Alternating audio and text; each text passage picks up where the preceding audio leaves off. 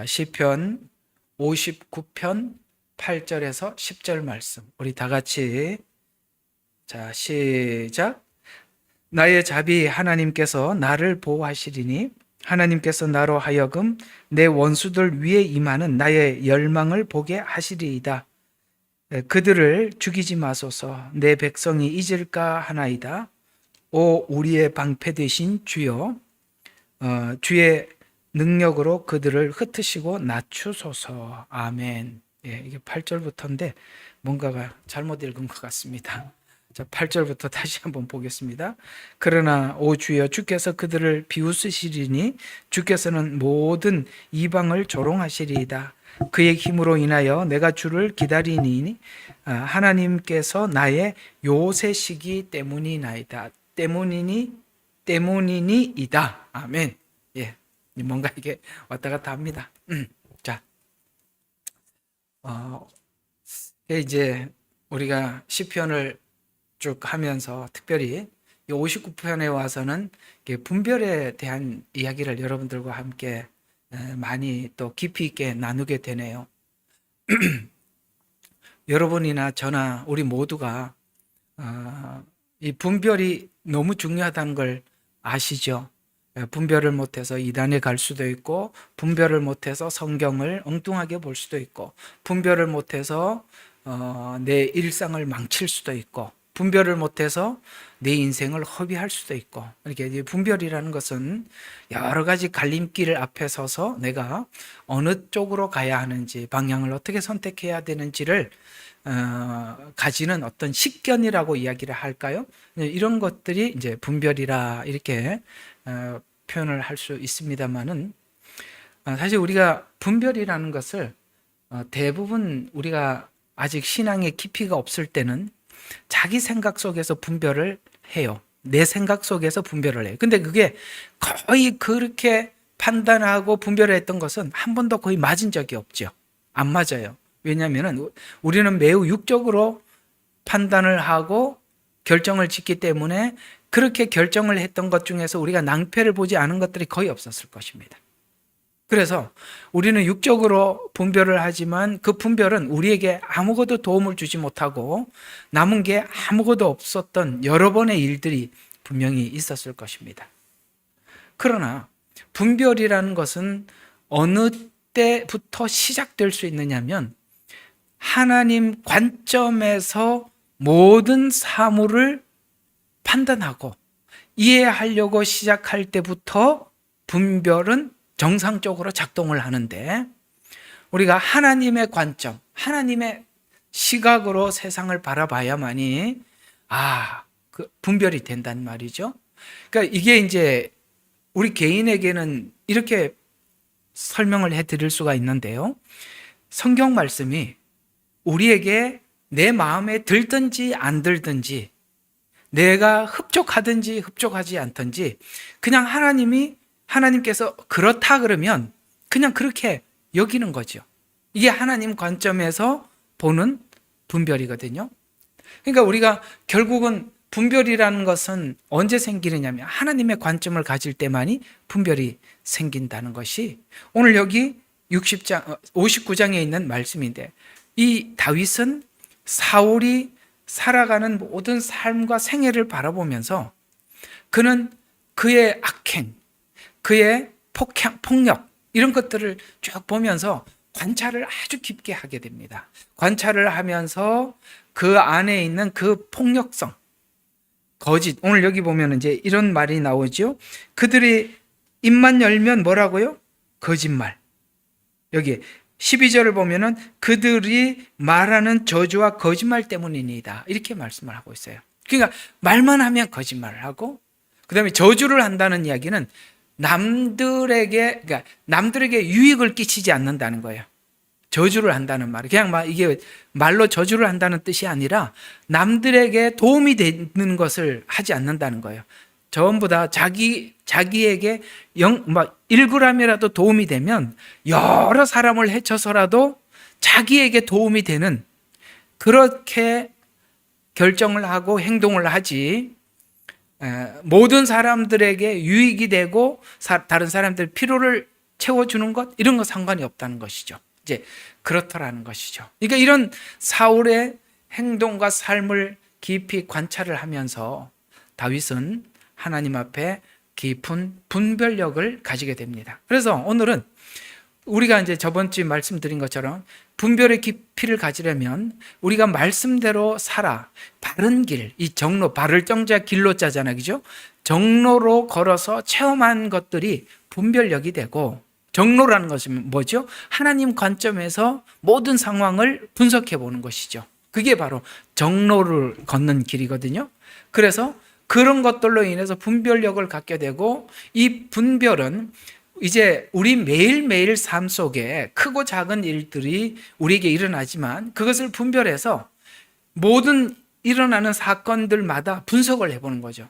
이 사건이 생긴 목적이 무엇이고, 그 다음에 이게 만약에 내가 이렇게 반응했을 때 마지막 결과가 어떤 것인지, 이런 것들을 분석해낼 때 우리 스스로를, 우리의 신앙을 지켜나갈 수 있다는 것이죠. 아셨죠? 분석을 해서 이게 내가 이렇게 만약에 반응을 했을 때 결과가 이렇게 나타날 것이다 라는 것을 분석해낼 수 있을 때 자신을 지켜나갈 수 있는 것입니다. 결국은 이제 신학교 가면 상담학이라는 것을 배우게 되는데요. 이 상담학은 많은 사람들이 이제 분별이 안 돼서 상담을 하러 오는 거거든요.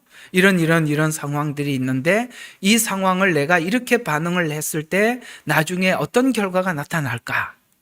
라고 생각해 보는 게 그게 이제 분별. 그러니까 본인이 그게 분석도 안 되고 분석이 안 되니까 분별이 안 돼요. 분석과 분별이 안 되니까 이제 와서 이제 묻는 거죠. 근데 그걸 이제 풀어주는 사람은 누가 풀어줄 수 있냐면은 조금 전에 말씀드린 것처럼 하나님께서 주신 바른 길로 걸어가 봤던 사람들, 바른 길로 걸어간 사람들이 마지막 하나님이 주신 그 아름다운 열매를 취해봄으로써 사람들에게 이럴 때는 이렇게 하나님 앞에 하는 것이 하나님 기뻐하시는 겁니다 라고 그들에게 길을 제시해 줌으로써 그들이 바른 길로 가게 만드는데, 그러니까 결국은 이런 상담도 누가 할 수가 있는 거냐면 하나님 앞에 이런 바른 길을 걷고 바른 길을 걸어서 얻었던 그 결과를 하나님 앞에 충분히 가진 자들이 다른 사람들을 상담해 줄 수 있고 말해 줄 수 있는 것입니다. 그러니까 혹시나 여러분들에게 누군가가 이렇게 상담을 하러 올 때 여러분들이 바른 길을 걸어서 하나님이 주시는 그 아름다운 열매를 취해본 적이 없으시걸랑 누군가가 여러분들에게 상담을 하러 오면 저는 자격 없습니다, 제게 묻지 마십시오 라고 하는 게 양심적인 거예요. 하나님에 대해서 아무것도 경험도 없고 하나님이 주신 은혜에 대한 어떤 아름다운 열매도 얻어본 적이 없는 사람이 해봐야 얼마나 인간적으로 상담을 하겠습니까? 그러면 그 사람이 분명히 잘못된 방향을 제시해 주게 될 것이고 그 열매는 마지막에 아름답지 못한 열매를 얻게 될 거고 그 결과는 비참합니다. 이렇게 남들의 방향을 제시해 준다는 것은 쉬운 일이 아니에요. 함부로 얘기를 하는 게 아니라 이 말입니다. 그런 말들은 굉장히 신중하게 해야 하고 그 다음에 하나님 앞에 바른 길을 걸었던 체험이 내게 차곡차곡 쌓여서 그 사람이 싫더라도 원치 않는 답을 그들에게 하나님 편에 서서 줄 수 있는 이런 용기 있는 사람만이 상담을 해줄 수가 있는 것입니다. 그러니 여러분들에게 그런 체험이 없는 여러분들이 다른 사람들을 조언한다, 상담을 한다, 뭔 이야기한다, 아예 여러분 양심 고백을 하십시오. 저는 그럴 만한 그릇이 안 됩니다. 그런 인물이 안 됩니다. 제게는 당신의 길을 이렇게 제가 제안하거나 제시할 만한 실력이 안 되니까 다른 데 가서 물어보십시오 라고 말하는 게 훨씬 더 양심적입니다. 왜냐하면 한 사람의 인생을 잘못된 길로 우리가 안내하는 것은 엄청난 책임을 져야 하기 때문에 그런 것입니다. 자, 그래서 이 악한 자들이라고 하면은 다윗이 바라본 사울이겠죠. 악한 자들의 통치를 보면서 악한 내면의 악이 자신에게 있는지 돌아보고, 더 나가서 자기가 이제 이렇게 공격을 당하니까 보복하려는 마음을 통제해서 자신을 지켜나가는 것이 자신을 지킬 길이라고 여러분들에게 말씀을 드렸어요. 오늘 굉장히 좀 중요한 이야기가 하나 지나가는데, 이게 혹시나 제가 이렇게 필기를 해놨는지 잘 몰라서 이게 중요한 관점 하나를 제가 정리를 좀 하나 해드리고 싶은 게 있어요. 그게 뭐냐면 9절을 한번 보세요. 지금 주님 하나님이 다윗에게는 하나님이 다윗의 요새라고 말씀을 하고 있는데, 왜 여러분 이게 자, 여러분도 여러분의 요새도 하나님 맞지요? 예. 근데 이게 여러분의 요새가 하나님이 맞기는 맞는데, 여러분이 진짜 하나님의 요새라는 고백을 했을 때 왜 하나님이 요새냐라고 여러분들에게 되묻는다면, 여러분은 하나님 앞에 하나님은 이런 분이기 때문에 제게 요새입니다라고 말할 수 있어야 그게 요새예요. 적으로부터 공격을 받으면 갑옷이나 그 다음에 견고한 진, 그 요새가 자기를 보호해주는 장소가 아니겠어요? 그러면 다윗이 하나님께 요새라고 말했다는 것은 하나님이 어떤 분인 줄 충분히 아는 지식이 요새라는 거예요. 나는 예수를 믿으니까 너희들은 나에게 아무것도 할 수 없어. 나를 공격할 수도 없고 나에게 어떤 피해도 줄 수 없어. 이게 아니에요. 아니요. 피해를 받습니다. 어떻게 받죠? 다윗은 직접적으로 사울의 엄청난 공격을 받았습니다. 그게 요새가 아니라, 공격을 안 한다고는 요새가 아니라 내가 하나님이 어떤 분인 줄을 알기 때문에 요새라는 거예요.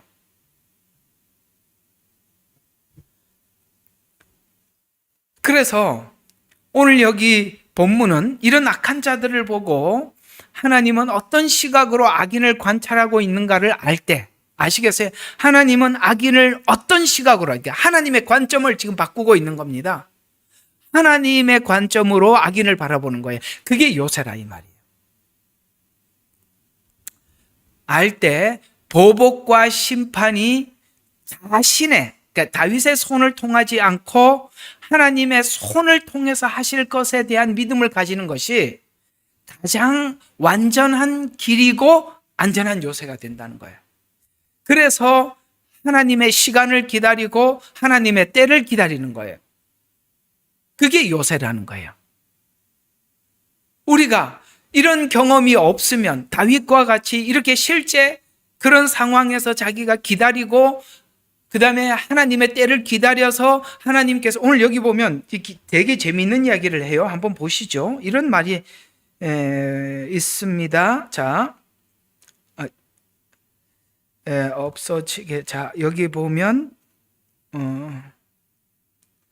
어떤 이렇게 요새시기 때문에 열망을 보게 하시려다. 자, 자, 13절인가요? 예, 좀 한번 보시면 이런 말씀이 나와요. 네, 오늘은 이제 여기까지는 안 가는데 자꾸 이렇게 이쪽으로 가게 되니까 하나님 성령님이 인도하는 대로 한번 가봅시다. 13절 보면, 자, 진노하심으로 그들을 소멸하소서, 그들을 소멸하여 없어지게 하소서. 그리하여 하나님께서 야곱 안에서 땅끝까지 다스림을 그들로 알게 하소서. 말고 어디가 이게 이 말씀이 아니고 이거 조금 어디 갔죠? 하나님 보게 하리다. 하나님 나를 보호하시니 보호하리는데 백성이 잊을까? 예, 11절이네. 이걸 그렇게 찾았네요. 자, 11절 보십시다. 자, 그들을 죽이지 마소서. 이 희한하죠? 왜 이렇게 기도하죠? 그들을 죽이지 말래요. 그러면서 뭐라고 이야기합니까? 내 백성이 잊을까 하나이다. 이게 무슨 뜻이죠? 죽이지 마소서, 내 백성이 잊을까 하나이다. 오 우리의 방패 되신 주여, 주의 능력으로 그들을 흩으시고 낮추소서. 무슨 말일까요? 제가 그랬잖아요. 악인은 그 악행을 하고 있는 악을 온 국민이 지금 몸소 체험하고 있죠. 사울이 정말 악하잖아요. 자, 어떤 측면에서 다윗에게만 악한 게 아니라 여러분 왕이 되었으면 백성을 위해서 희생하라고 세워준 자리가 아니겠어요? 그렇죠? 그게 왕이 해야 될 책임 아닙니까? 그런데 사울은요, 자기 왕권을 지키기 위해서 그 많은 병력들을 이방 세력으로부터 이 이스라엘이라는 나라를 지키기 위해서 모아두었던 병력을 전부 다 다윗을 죽이고 공격하는데 동원을 하고 있는 거예요. 쉽게 말해서 그 많은 자기의 권세들을 자기 하나 지키려고 쓰고 있는 거예요. 그러면 생각해 보세요. 우리가 생각할 때는 그 인간 하나 죽어버리면 온 나라가 평안할 것 같으니까 우리는 그렇게 기도할걸요. 하나님, 저 영혼의 목숨을 데리고 가십시오 라고 기도해야 할 것 같은데, 오늘 놀랍게도 다윗은 죽이라는 기도를 하지만 죽이지 말라고 기도를 하고 있어요. 그리고 뭐라고 하냐면 그들을 흩으라고 이야기합니다. 왜냐하면 내 백성이 잊을까 하나이다, 이렇게 표현하고 있습니다. 무슨 뜻일까요? 그 사울의 악행을 모든 국민들이 몸소 겪고 있어요. 그래서 하나님께서 그 사울을 벌하는 것을 온 국민이 보게 하라는 거야. 그냥 죽여버리면 없어져 버리잖아요. 쉽게 말해서 국민들에게, 백성들에게 교훈이 안 되잖아요. 그러니까 살려서 그들을 어떻게 하나님이 처리하는지를 모든 국민이 보게 해서 그 악의 결과가 어떤지 눈으로 확인하게 해달라는 거예요. 무섭죠? 맞습니다. 왜요? 우리 인간은 사울과 같은 이런 악한 성품들이 다 이렇게 도사리고 있어요. 사울뿐만 아니라 누구에게라도 권력을 주면 자기를 위해서 사는 거예요. 그렇게. 이게 인간이 가지고 있는 기본적인 악한 성품들이에요. 이걸 모든 사람들에게 공개적으로 하나님께서 직접 처단하는 것을 눈으로 보게 해서 두 번 다시 우리 마음속에는, 인간의 마음속에 있는 악이 더 이상 이렇게 발산되지 않도록 하나님 공개적으로 흩어주십시오.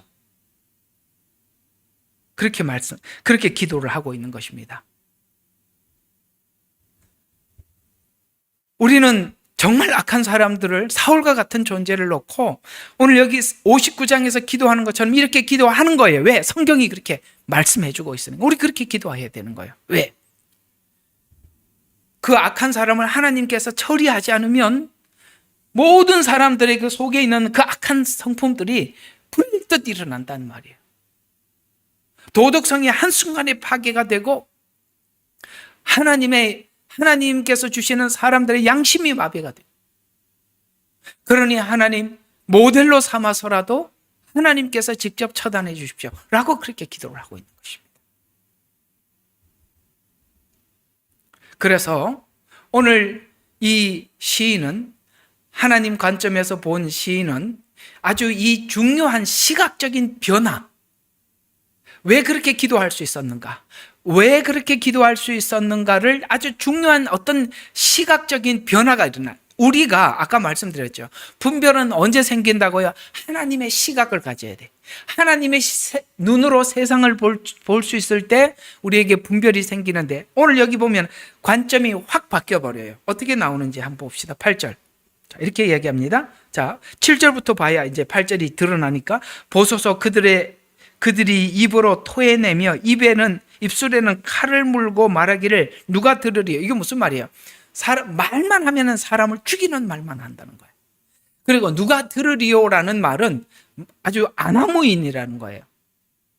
막무가내라는 거예요. 말도 함부로 하고 말을 꺼내면 사람을 죽이는 말을 하고 그렇더라는 것이죠. 그러면서 9절에 8절에 이렇게 이야기합니다. 이 이야기를 듣고 오 주여 하면서 기도하면서 주께서 그들을 비웃으시리니 주께서 모든 이방을 조롱하시리이다. 지금 이 아나무인이에요. 하나님도 없고 사람도 없어요. 사람도 두려워하지 않아.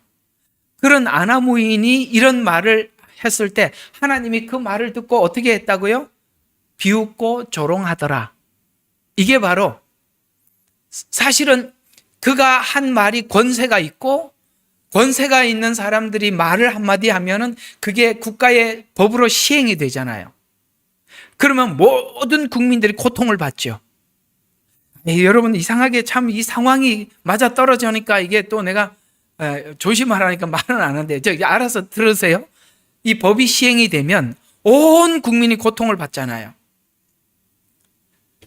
근데 이게 이 말이 그 말만 하면은 칼을 물고 말을 하듯이 그 권세자가 하는 말이 얼마나 무섭겠어요. 그런데 그 얘기를 듣고 우리가 하나님을 모르면 이 말은 엄청나게 무섭고 부담스러운 이야기죠. 왜? 가장 정상에 있는 사람이 요즘 이제 그 교회 차별금지법이네 뭐 이렇게 교회 뭐 해가지고 하면은 이제는 영장도 없이 바로 수색을 하고, 영장도 없이 교회 장부를 수색을 하고 거기에서 판단도 자기들이 하는가 봐요. 판단 기준도 없어요. 그래서 판단을 해서 이 교회에 대해서 문제 있다 그러면 재산을 성도들이 헌금을 해갖고 세운 교회고 뭐고 전부 다 국가 재산으로 몰수해 버린다는 거예요. 여러분, 이런 악법은요, 여러분, 이런 악법은 중국에도 안 하는 짓이에요. 교회 성도들이 그렇게 애를 써서 그 푼푼이 모아서 지은 교회, 거기 있는 물건들, 거기 있는 헌금들 전부 다 몰수해 간다는 거예요.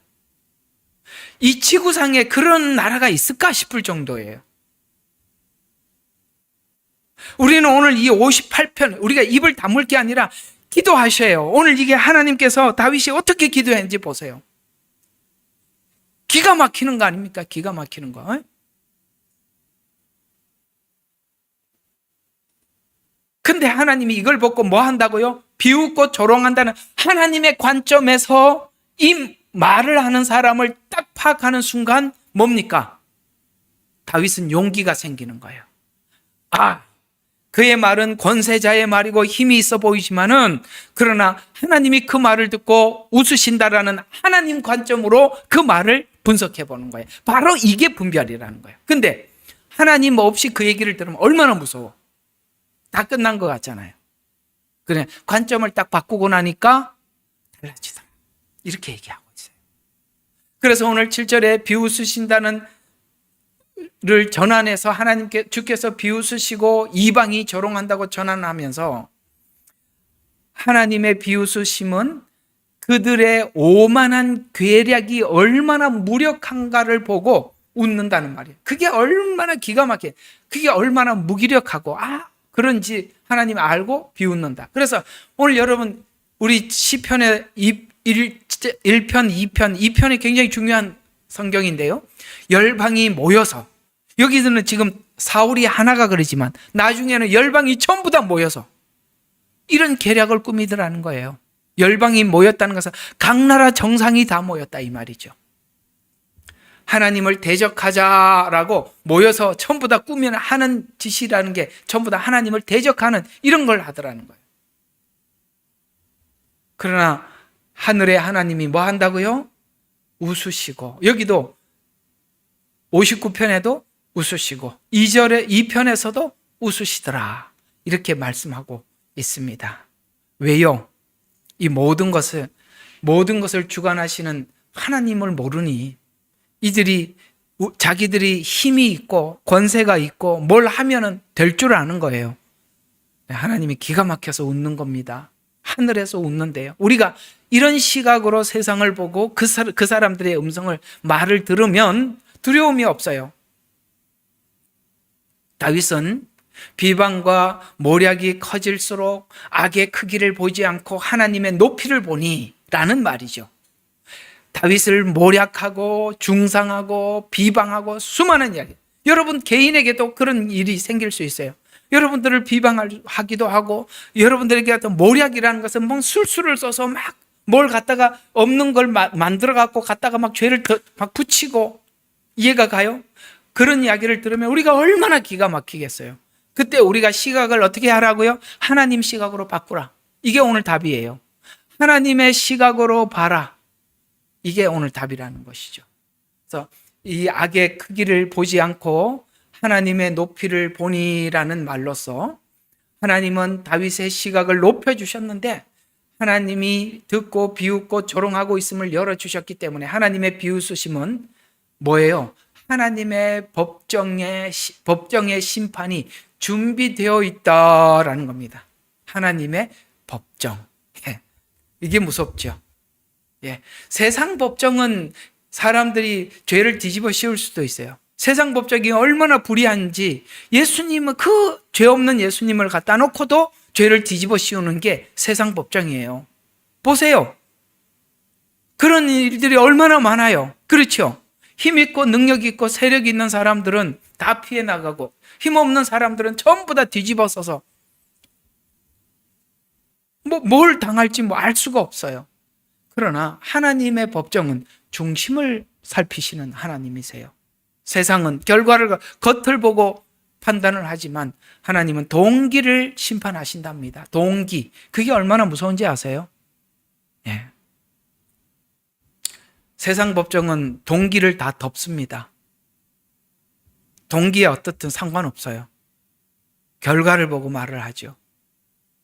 그러나 죄는 동기가 훨씬 중요한 겁니다. 왜요? 그 사람의 본성이 바뀌지 않는 한 동기는 항상 악하기 때문에 그렇죠.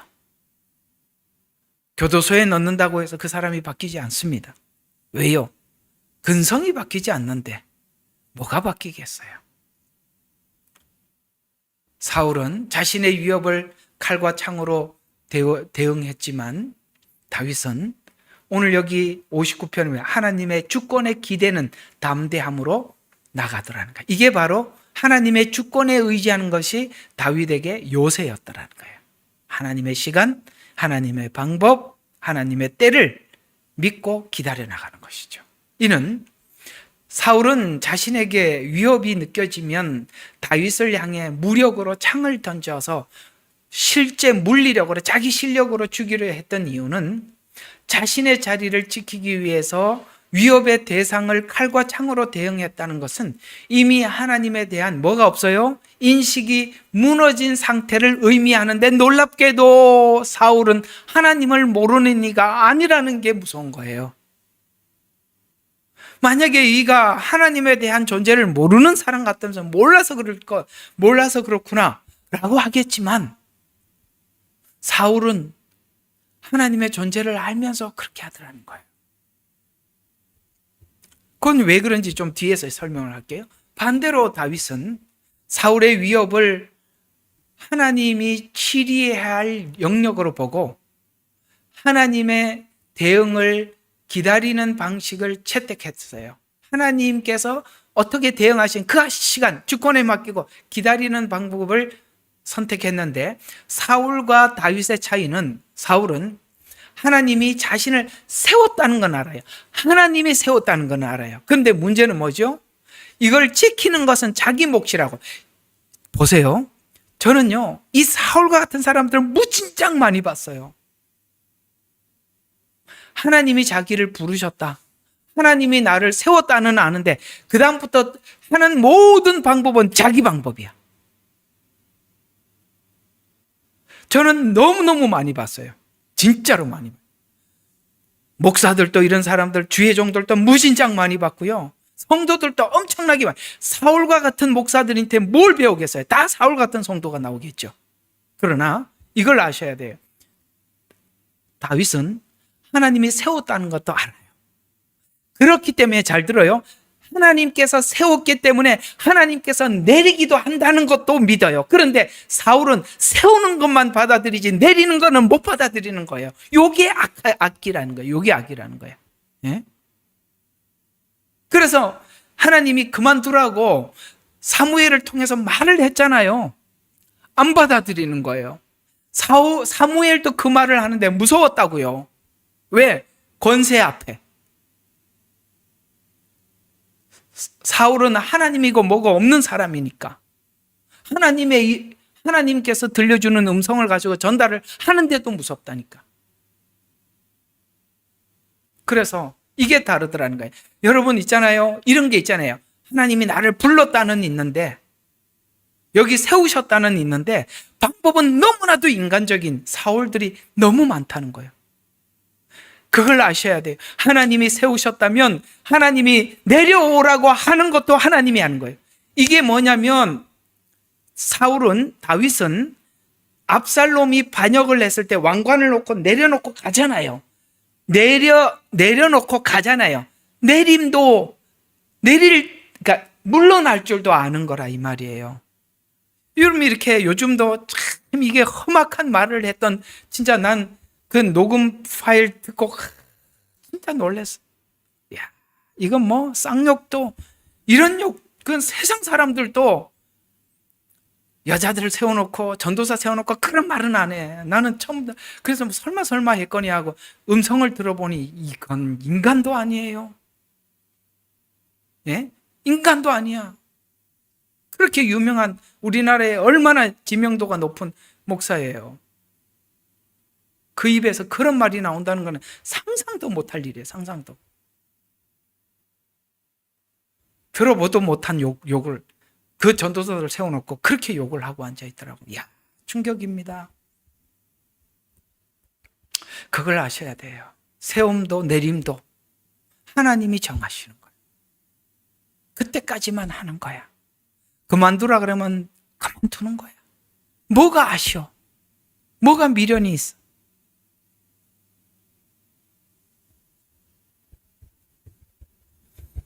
예, 그걸 못하는 겁니다.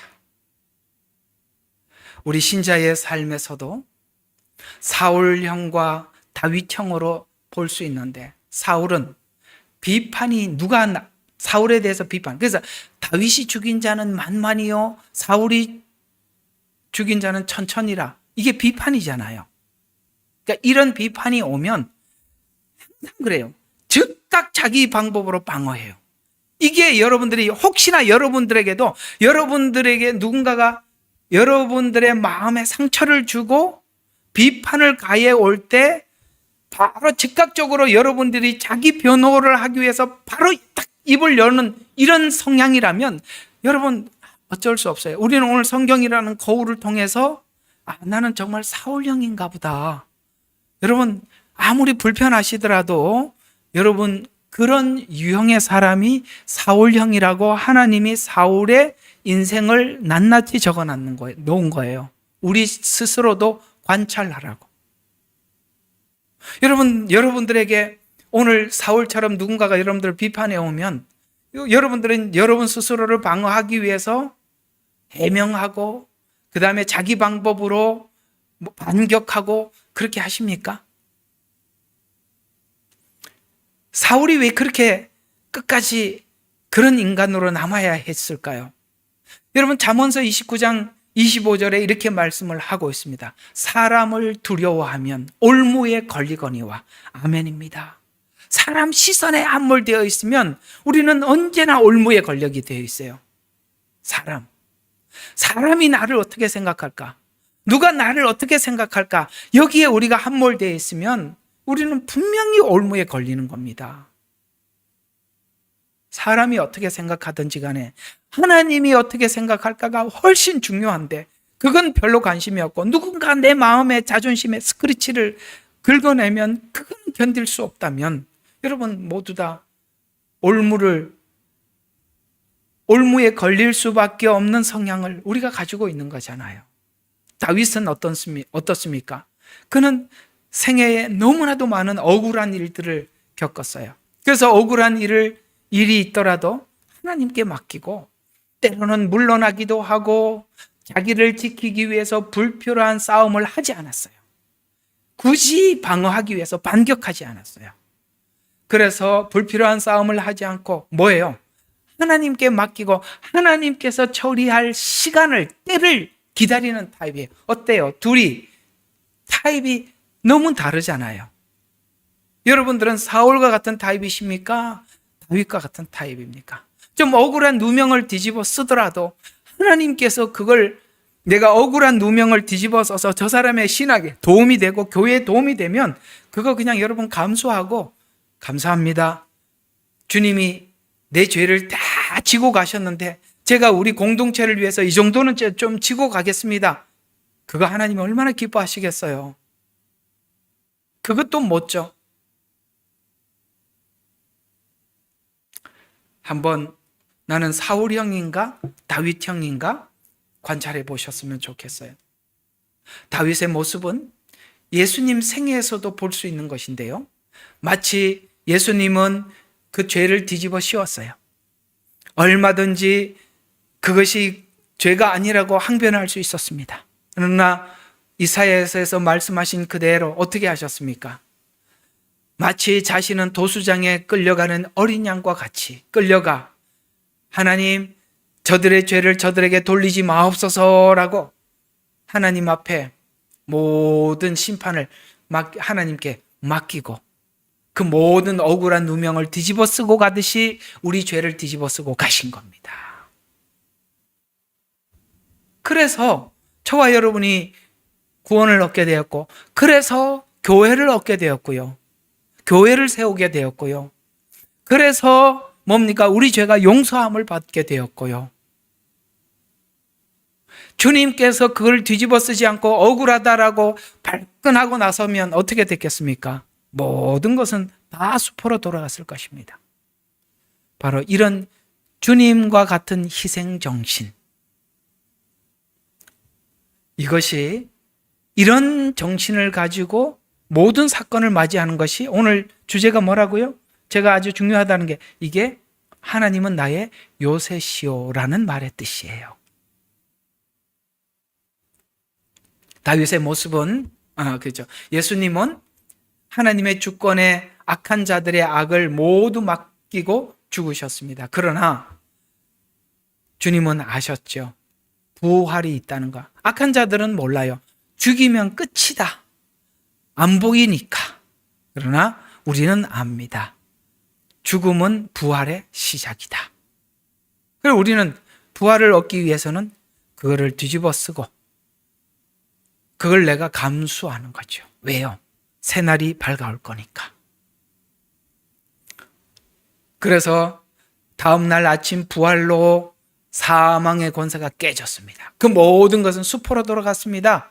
그들의 계획은 전부 다 끝장이 났던 것입니다. 그래서 모두 심판하셨고 심판의 근거를 마련했던 것입니다. 오늘 9절까지 더 가보도록 하겠습니다. 9절까지 다 같이 한번 읽어보겠습니다. 시작. 그의 힘으로 인하여 내가 주를 기다리리니 주께서 나의 요새시기 때문이니이다. 오늘 여러분들에게 이 요새라는 말 처음부터 강조해서 드렸습니다. 너무 중요한 거니까요. 악인의 계획을 보고 비웃고 조롱하는 하나님을 확인한 다윗은 이제 하나님을 신뢰하는 자세로 모두를 전환해서 하나님의 사랑과 공의의 인격을, 제가 그랬잖아요. 우리의 믿음은 뭘 믿는 거라고요? 하나님의 인격을 믿는 거라 그랬잖아요.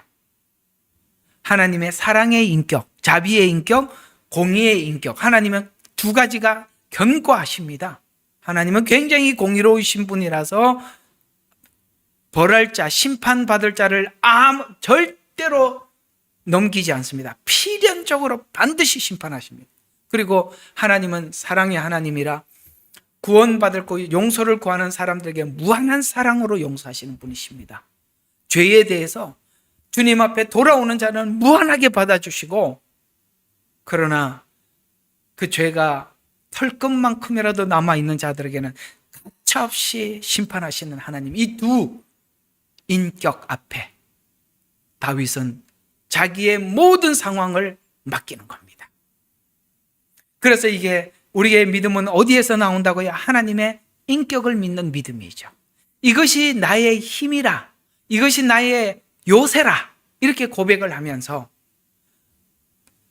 이 모든 믿음이 뭡니까? 하나님의 주권의 시간이 올 때까지 나는 기다리겠습니다. 이게 피난처예요. 여러분, 이게 피난처예요. 이걸 믿는 게 우리 모든 거예요. 아무것도 없어요. 누가 나를 때리는데 하나님이 방패를 탁탁 막아주는 게 아니라 이 믿음을 가진 게 내 요새라, 내 피난처라. 그의 힘으로 인하여 그의 힘으로 인해, 그분의 힘으로 인해서라는 말입니다. 그래서 힘을 반격으로 쓰지 않고 요새로 믿고 이 밤을 보내고 있는 것입니다. 언제까지요? 새벽이 올 때까지. 새벽이 올 때까지. 여러분, 밤은 악한 자들이 활동하는 시간이라면, 그렇죠? 밤은 악한 자들이, 사단이 활동하는 시간이라면, 새벽은 그 악한 자들의 활동이 끝나는 시간, 하나님의 공의가 시작되는 시간, 이런 뜻이게 되겠죠? 그래서 나는 이 밤을 지나고 새벽이 올 때까지 기다리겠습니다 라고 하고 있습니다.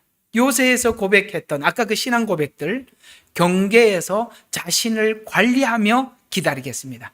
아시겠습니까? 하나님이 그런 분이라는 걸 내가 알고 저는 제 자신을 관리하면서 주님을 기다리겠습니다.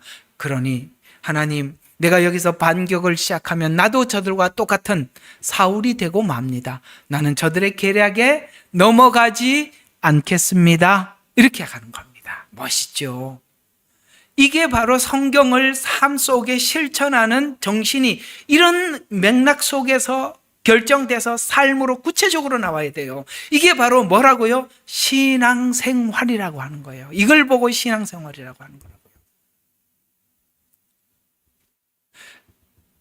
그래야만이 우리 영적 관리는 이런 상태에서, 이 신앙 안에서 관리되어야 한다는 것을 알 때 실제적으로 신앙은 체계화되어서 매번 시간 속에, 사건 속에 우리의 신앙이 녹아 들어가서 실제 나를 관리할 수 있는 거예요. 이런 상태의 삶이 매일 있다는 것을 알아야 뭡니까? 모든 상황을 아무 생각 없이 맞이하지 않고 긴장해서 틈을 주지 않고, 영적 생활에 틈을 주지 않고 관리하게 되는 것입니다. 자, 이런 예를 예수님께서 하셨어요. 우리에게 모범적으로 살아 보이셨죠. 예수님은 곧 엄청난 시험이 닥쳐올 시간이 다가온다는 걸 너무나도 잘 알고 계셨어요. 그래서 예수님은 겟세마네 동산에 올라가셨습니다. 그리고 미래에 닥칠 엄청난 일들, 유혹들, 무력과 힘으로 제압할 수 있지만 그것을 무력을 쓰지 않고 하나님께 맡기기 위해 어떻게 합니까? 하나님 앞에 기도하러 갔어요. 그래서 내 마음이 심히 고민하여 죽게 되었다는 거예요. 여러분, 앞으로 다가올 시험이 얼마나 큰지 예수님도 내 마음이 너무 무거워서 죽게 되었다. 그러면서 겟세마네 동산에서 하나님께 자기 마음을 토로하십니다. 아버지여, 할만하시거든 이 잔을 옮겨주십시오. 그러나 어떻게 모든 하나님께 주권을 맡기는 기도가 최고 마지막에 그렇게 끝이 나잖아요. 내 원대로 마옵시고 아버지 뜻대로 마옵소서. 이게 바로 주권이에요. 이렇게 하나님의 주권에 모든 걸 올려요. 그래서 겟세마네 동산에서 자신을 하나님 앞에 맡기면서 준비하고 경계했어요. 그리고 앞으로 다가올 시간이, 엄청난 시간이 준비되어 있는데 제자들은 뭐 하고 있어요? 잘 주무시고 계십니다. 그래서 예수님이 뭐라? 시험에 들지 않도록 깨어 기도해라.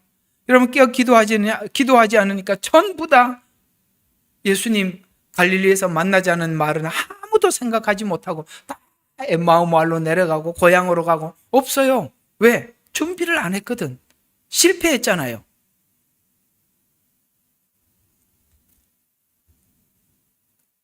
그래서 예수님은 기도로 준비하고 있어서 반격을 하지 않았습니다. 여러분, 다윗이 얼마나 반격하고 싶었겠어요? 그렇잖아요.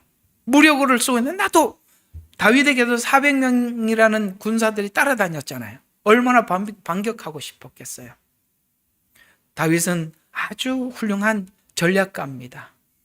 이 전쟁을 그냥 대충 치르지 않습니다. 그는 모든 전쟁에 승리할 만큼 아주 군사적으로 탁월한 장군이었어요. 그런 작전을 세울 줄 몰라서 그러는 게 아니에요. 하나님께 맡겼기 때문에 아무것도 하지 않았던 것입니다. 그래서 동일하게 예수님도 이 반격할 마음을 제어하시면서 악을 선으로 바꾸기 위한 기도를 했던 것이죠. 보복을 하지 않고 하나님의 공의에 맡기면서 자기 관리 요새에 들어가서 자기를 관리하고 지키게 된 것입니다. 왜요? 왜 이게 가능했을까요? 밤이 지나면 아침이 온다는 것을 예수님은 너무 잘 알고 있었습니다. 저들의 활동의 시간이 곧 끝날 거라는 것도 너무나도 잘 알고 있었기 때문에 그렇습니다. 그래서 이 시간을 잘 보내면 새날이 온다는 것을 알았기 때문에 그렇습니다. 바로 이 관찰력이 생기면 분별력이 생기고, 분별력이 생겨야 자기를 지킬 수 있어요. 분별력이 없는데 뭘 자기를 신앙 관리를 하겠어요? 저는 그렇게 생각해요. 여러분들이 이렇게 탁월한 분별력을 다 갖기는 어려울 겁니다. 저는 그건 인정을 해요. 그러면 어떻게 하면 좋겠어요? 대답 좀 해봐요. 여러분 스스로는 분별력이 잘 안 생겨. 네, 맞아요? 여러분 스스로 분별력이 잘 생깁니까? 잘 안 되죠? 그러면 어찌하면 좋겠습니까? 여기 좀 답글 좀 올려봐 주세요. 그거 언제 설교 끝이니까 오늘 다 9절까지만 할 거니까 여러분 대답을 좀 듣고 제가 답을 좀 드리려고요. 왜냐하면 그냥 답 주면은 이게 싸구려가 돼서 안 돼요.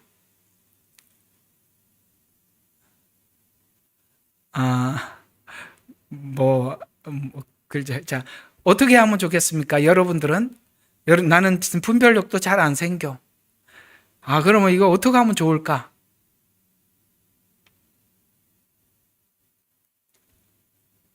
잘 모르겠죠. 말씀을 먹어야 한다. 예, 또 한 두 사람 순종. 순종하면 된다. 누구예요?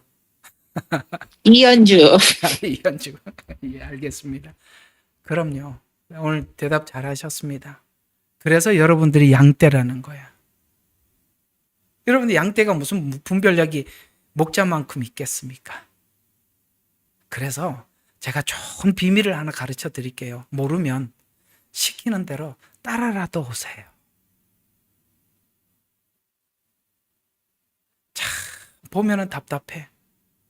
눈에 뻔히 보여서 권면을 하고 설교 때 목사님이 자꾸 강조를 하는 건 이건 우리가 지금 이 시즌을 지나가고 있구나. 우리가 여기 조심해야 되는 거구나. 하나님이 자꾸 목사님 입술을 통해서 우리에게 요 함정에 빠지지 말라고 자꾸 강조하는구나. 그러면 뭣도 모르면 시키는 대로라도 따라라도 오면 여러분 스스로를 지킬 수 있는데 또 자기 고집은 세요. 또 자기 또 생각은 있어서 하라면은 또 왜 그렇게 꼭 해야 돼요? 나는 목사님 하라는 거 저 별로 마음에 안 들어요. 저는 옛날에 이렇게 해봤는데도 되던데요. 그래서 구덩이에 빠지는 거예요. 그래서 성경은 이렇게 이야기하는 거예요. 그게 여러분들이 스스로 판 구덩이에 빠지는 거라고 성경은 말하는 거예요. 여러분이 그렇게 말을 해놓고 그렇게 생각해놓고 여러분 스스로가 빠져버리는 거예요. 그래서 하나님께서 성도들을 양떼라고 말하고 목자에게 맡긴 거예요. 그러니까 오늘 잘 말씀해 주셨습니다. 모르면 순종해서 따라라도 오면 돼. 제가 그러잖아요. 여러분 자신을 지키기 위해서 가장 중요한 것은 본방을 사수하고 예배를 사수하고 말씀 듣는 자리에 무슨 일이 있더라도 무엇과도 바꿀 수 없고 이 자리를 지켜내는 것. 그러면 그것만 해도 그러잖아요. 제가 그러잖아요. 그것만 해도 여러분들의 반은 넘어가는 거라고. 그냥 그것만 해도 그냥 반 넘어간다니까요. 그렇게 여러분 자신을 잘 지켜나가시기를 주의 이름으로 축원합니다. 자, 오늘 이 말씀이 여러분들에게 큰 도전이 되셨으면 합니다. 기도하고 마치겠습니다. 사랑의 하나님 아버지, 은혜를 감사합니다. 우리가 정로를 걷지 않으면, 하나님의 시선을 갖지 않으면 분별력은 오지 않습니다. 그건 다 우리 생각일 뿐이죠. 사단은 우리 생각을 겁내는 것이 아닙니다. 눈을 가지고 하나님의 마음을 가지고 세상을 보는 사람이 가장 두려워하는 것입니다. 주여, 우리가 하나님의 시간, 하나님의 방법, 하나님의 일하심에 아버지 하나님 우리 자신을 내어주게 해 주시옵소서. 우리 스스로가 아버지 사울처럼 우리가 우리 스스로를 지키지 않게 해 주시옵소서. 아버지 하나님, 주님께서 사울을 세웠다는 것을 아는데 그 세워서 지켜나가는 일을 자기 힘으로 하다가 이토록 추한 모습을 우리가 눈으로 목도했습니다. 혹 우리도 그리 되지 않을까 조심하게 해 주시옵소서. 예수님 이름으로 감사하며 기도드렸습니다. 예레미야의 눈물은 시대에 맞는 말씀 선포와 변질되지 않은 순수 복음을 외치고 있습니다. 함께 연결되어 하나님께 예배드리며 이 마지막 때에 하나님께 쓰임받길 원하시는 분은 카카오 채널로 연락주시면 연락드리도록 하겠습니다. 고정 댓글에 채널 경고와 착제에 대비한 예비 채널과 제2채널 링크를 올렸습니다. 이 채널 또한 구독 부탁드리겠습니다. 감사합니다. 우리는 역사상 가장 중요한 시점을 지나고 있습니다. 하나님께서는 하나님의 일을 하시기 전에 사람을 준비시키셨음을 우리가 알고 있습니다. 하나님 말씀은 마지막 때에 대추수, 대부흥의 때가 있다고 분명히 예언하고 있습니다. 아멘. 하나님의 말씀이 그대로 성취될 것을 믿습니다. 예레미야 눈물은 잠자는 교회와 영혼을 깨우기 위해 노력하고 있습니다. 이 가슴 뛰는 일에 함께 하길 원하시는 분은 카카오 채널로 연락 주시기 바랍니다. 당신은 위대한 하나님의 사람입니다.